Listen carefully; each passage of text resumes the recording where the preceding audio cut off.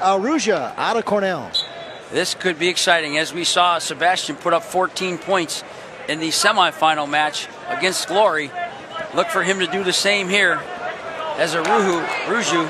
Oh, Sebastian switches off, gets a double, gets a first 2-point takedown. 11 seconds into the match. Yeah, this one might be electric. This one might be high flying, but nevertheless, Sebastian Rivera trying to make amends of his semifinal loss an evening ago, and just like that, Arujau just diving in there. Now he's quite tall in stature, but got to be careful because Sebastian Rivera's got some quick feet and he's lightning quick. Yes, he is. Absolutely correct. Arujau is a true freshman. He is 29-3. He was second in the EIWAs, and he's out of Sauset, New York. I'm not sure where that is. So a New York native representing the Big Red from Cornell. And we know Rivera is out of New Jersey. He is out of Jackson, New Jersey, from Christian Brothers High School. And our lead official here, Mr. Scott Hall from the state of Oregon. He's assisted by Mr. Josh Briscoe out of Oklahoma. The fireman. I heard he's the cook at the firehouse. There you have it. A little bit of tidbits that all of our tremendous viewing and listening base want to hear about. Arujau came in as your number 8 seeded wrestler. He has had a good tournament. Actually, he lost to Rivera in the quarterfinals Friday morning, 6-2, and then has battled his way back here, try and get even. There's 2 of them for Arujau. Ooh. Boy, that was from left field. That was a little crossface from way out in left field, man. That might have been a little unsportsmanlike. Usually Rivera probably should have looked up, and man, boy, that was a nasty crossface. That very well may broken yours truly's nose. Yeah, I was going to say, I'd be bleeding right now. Down inside, 50 seconds remain in an electric first period. Oh, Arujau's hurt. And Vitali Arujau going to need recovery time if maybe inadvertently got dinged right in the nose or what the deal is. That's what I'm wondering, if when he cross-faced, if Rivera came back with an elbow and caught him with the elbow. So 1:30 of, would this be considered injury time? Yeah, this is injury time. So Rivera's going to get his choice after the injury time. I'm wondering if he got an elbow or a knee to the face after he came across to that crossface. Scotty Hall, he said he didn't see it, so I'm not sure where it came from or how it happened. But we got injury time, so Rivera's going to get his choice. Probably going to go on no, he's going to go down. Yep, he's going to stay down, try and get that escape point. Arujau only has 11 seconds of riding time. We got 48 seconds left. And a quick caution will be issued to Arujau. Rear standing lift by this Cornell Big Red freshman. Boy, he's got a lot of length, and he comes up on the right side of Rivera, and he's got a deep claw spout right, doesn't he? Yes, he does. And a real strong left-hand tight waist. Rivera having a tough time getting to his feet. Drives him forward, chops him back down. Boy, that is tight. You're right, he is. Look at that claw, man, that's deep. He's back on his shoulder. He's looking to tilt there. Just about had Rivera turn for 2. He's got Rivera all tied up where he can't really get any base underneath him as we go down inside 5 seconds. Really an impressive ride here and to conclude period number 1 by Vitali Arujau. After the first 3 minutes, he leads 3-2. He looks over to his corner, Mike Gray, and he's pretty ecstatic. He's fired up. Yes, he is. I wonder if he got that elbow to the nose is really jacked him up. The other thing I was going to say is 125-pounders are usually short and compact. These 2 guys are very tall and lean. So we're underway to begin the second period. Good rear standing lift by Arujau of Rivera, wrestling on the edge. A little bit of trouble now is Arujau. Got a front headlock in. He's got to be careful. Rivera going to try to come in. Look at here. He scoots in one leg. For the fall, he's got Arujau, what's going to magnify out of this? Scott Hall says a reversal for Rivera. It's now a 4-3 lead. Wow. That was close to being a fall, but almost a defensive fall for Rivera. Boy, that was really close. And what Sebastian Rivera is doing right now is he's decreasing that riding time that had been accrued by Vitali Arujau. Now near the out-of-bounds line. Seatbelt series for Rivera. Still in control. As we're near the 1 minute mark. And we're going to go out of bounds. Boy, some good wrestling right there, Kent. Right there at the out-of-bounds sector. Boy, I'd like to look at that and review.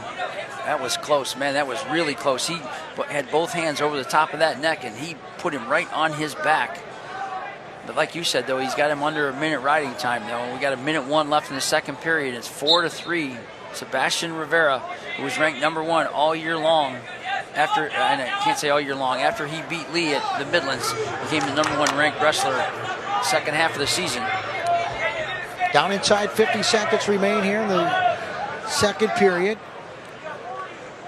And now Rivera reversing the role, what Arujau did to him to conclude period #1.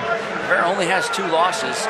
His 2 losses were to Muller in his semifinal last night, and his other loss was to Stefan Micic up at Michigan in a dual meet where Rivera stepped up to 33 and wasn't afraid to go in there with the big boys.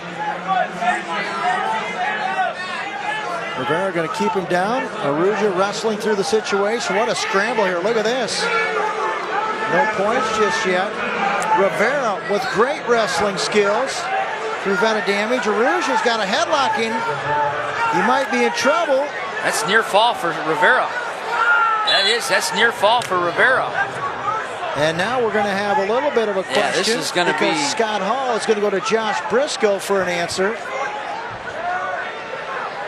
A little bit uncertain. And all of this bringing the near capacity crowd to their feet. That's what I was going to say. He did not award a reversal. He doesn't award a reversal. Arujau was on his back, so he's going to get 4 near fall.